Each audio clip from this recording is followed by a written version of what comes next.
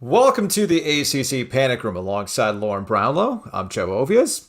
Roy Williams said this on February 24th after they lost to Marquette. They can't handle a little prosperity. That was evident today against Syracuse, where things just got away from them in the second half. Yeah, literally. I think they just turned it over again. No. 20 turnovers tonight. Well, what was worse, the 20 turnovers or the poor shot selection? Yes, but no, I mean, Correct answer.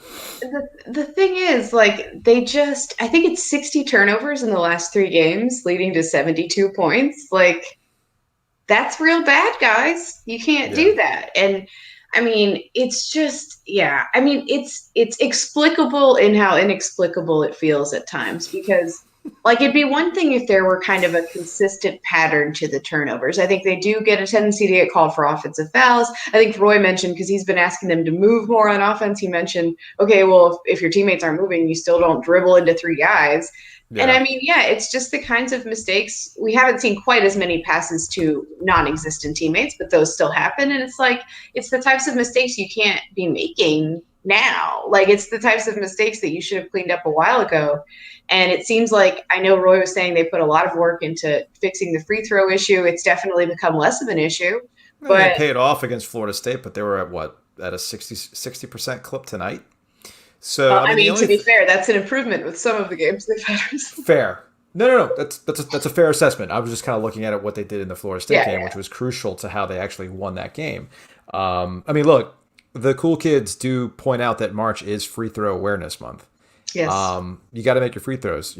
Take the points when they're given to you in that regard. The opportunity to make the easy buckets. But they did that against Florida State, not necessarily tonight. And the rebounding for North Carolina is what you typically expect out of rebounding. But everything else was just blah for the Tar Heels. Although you and I were messaging back and forth before we decided to fire up the Panic Room tonight, and you said it was expected. Like, this did not surprise you tonight. Not all that much. I mean, it would not have surprised me if UNC had won the game either, right? But I mean, what have we seen out of them when something good happens? Like Roy has said, they don't handle prosperity well. You add in the fact that I think Syracuse has lost one home game all year in ACC play anyway. Of course, it's to Pitt. And I was going to say the thing about Syracuse too is that they rarely make sense. Yeah. So you add in two teams that don't make sense, except for Yeah. really the only. Speaking of not making sense, not to cut you off, but to your point Yeah. about Syracuse, just to piggyback off of what you said about Syracuse not making any sense, like I put that out there for the people who are Syracuse fans in my follow count because I'm still kind of curious as to why Richmond does not play as much as Well, as he should play. And then I think after the game today, there was I forgot who the player was, but it's another one of Jesse these like Edwards. Jesse Edwards. Yeah. Thank you. Where Jesse Edwards and like somebody asked him like, okay, playing more minutes, right? And He's like, he's not Boeheim's just really. being right. Boeheim continues to be sarcastic with the answers about these types of players. So there is a little bit of that mystery vibe with Syracuse as well. Well, I said it like half jokingly and half not that at this point watching Richmond play versus watching Joe Girard play. No offense to Girard, Yeah, but watching it and watching their zone and how different it is when Richmond gets big minutes versus Girard, it's just like at this you have to wonder at a certain level if like Boeheim is trolling his he own could fan be. base. Like, Could be. oh, you Wouldn't think put I it should past. I play him more? wouldn't put it past him. You think I should play him more? No, he's not ready. And I wonder the same thing with Jesse Edwards. I mean, Armando Bacot straight up said it in postgame. He was like, "Yeah, Jesse Edwards did a way better job than he called him Dolezay or something." But he's like, he did a way better job than Dolezay of like keeping us off the glass because Yeah, people asked him about the rebound disparity, and Armando is right about this because in the second half, and he said this like they were the ones getting opportunistic offensive rebounds and doing something with them, whereas North Carolina, even if they got some and they didn't get as many in the second half, weren't able to do anything with them, and that's yeah. that's been a thing too. You can get the offensive rebounds, but it's the putting back of the basketball into the hoop. Oh, that's important. I didn't realize that was important. That's Yeah. the hashtag analysis there.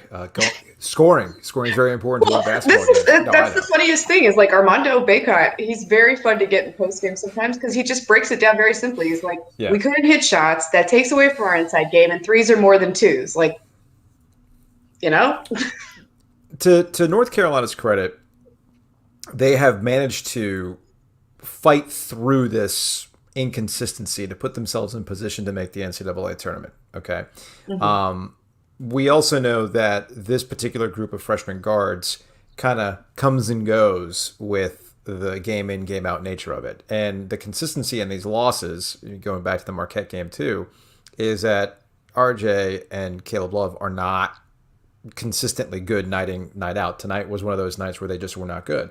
You also have somebody like Kerwin Walton, who for a stretch there for North Carolina was a key component to them being dangerous from three. He at least was a threat to make a three, but he's been a pretty bad shooting slump here as of late. Not to say that these things cannot turn around, but, and I know Joe Giglio wrote about this on WRALSportsFan.com. I think he just simply titled it, "Don't Do Anything Stupid, UNC." Yes. You and I both agree on this. Tonight, the loss was not ideal, okay? But it wasn't anything that was going to sink their NCAA tournament chances. Now, they lose to Duke on Saturday, and they have an early exit from the ACC tournament. Well, then we're probably going to have an honest conversation about where exactly North Carolina is in the bubble. Yeah, I think that's where we're at right now with North Carolina. And there's still so much in the air, too, even about how the seeding's going to shake out. You know, I mean, if they find themselves like in an 8-9 type of game and it's a bad matchup for them, that could be trouble in the ACC tournament. So what the Florida State game did and the win did was give them a margin for error that they did not have after the Marquette game. That was just gone at that point. Yeah. It was gone. It was toast. And now they have a little bit of one in the sense that, you know, technically speaking, they could lose out and then, you know, win an ACC tournament game, maybe two, and be fine. But like losing this game, what that means again is that if they lose on Saturday, then yeah, they pretty much have to win. I think they have to win their first ACC tournament game, or they could very easily find themselves on the outside looking in. Well, and that's the other thing too about and the NCAA tournament. It's where North Carolina is in the grouping, right? The one thing that Duke and North Carolina are both facing right now is that it's been a really, really long time since both these teams have actually been in a bubble conversation. North Carolina, when they haven't made the tournament, we've kind of known they weren't going to make the tournament. There's never any doubt, no. But yeah, you know, like the NIT seasons and all that stuff. Like, and last year, like was like 2014, give or take. Maybe, I think the closest thing that I remember to there being like a debate as to whether North Carolina was going to make the NCAA tournament. I mean, they ended up winning a ton of games in ACC play, but I do remember in 2006 because of the changeover from the 2005 championship season, whether or not that particular group that was so young and so many guys got pro. But that was like in the preseason. But that was a preseason conversation, and there was some like early season, like some ups and downs, right? But obviously they won a ton of games in ACC play, and they went on. Maybe 2014, but if you look at 2010 when they went to the NIT, and you look to last year. There was never really a debate. Like they weren't going to make the NCAA tournament. This one's a weird position for them, and it's going to make for an intriguing Duke Carolina game on Saturday because both these teams badly need this win. I mean, that's a Q1 opportunity. Well, I'm assuming it's still going to be a Q1 opportunity for Duke. Yes, they would have to fall 30 places. So yeah.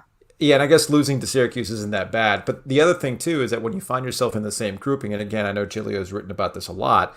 I'll give you this blind resume that somebody had thrown out there. You tell me who's who, okay?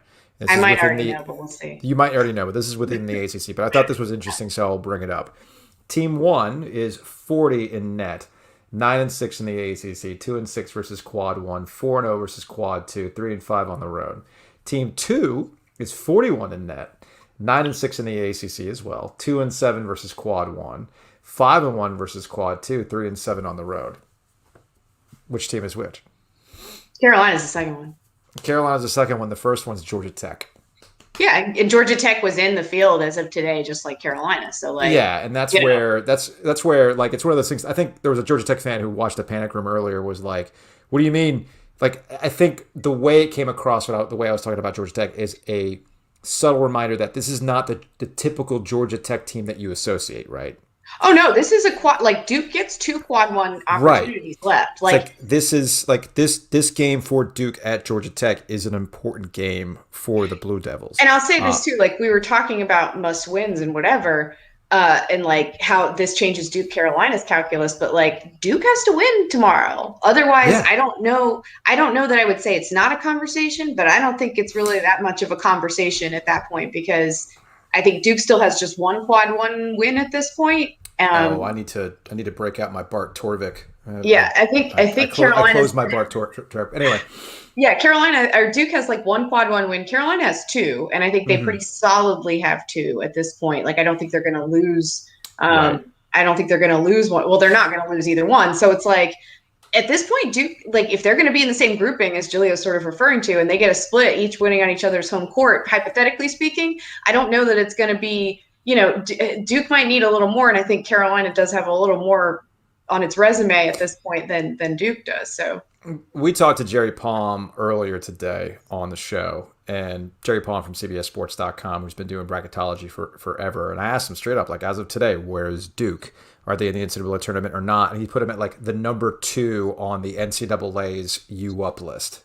So he's got them in that. He's got them in that first 4 out as of today. But again, if they beat Georgia Tech, they're going to move in. If they beat Carolina, they're clearly going to move in. But yes, I'll say this.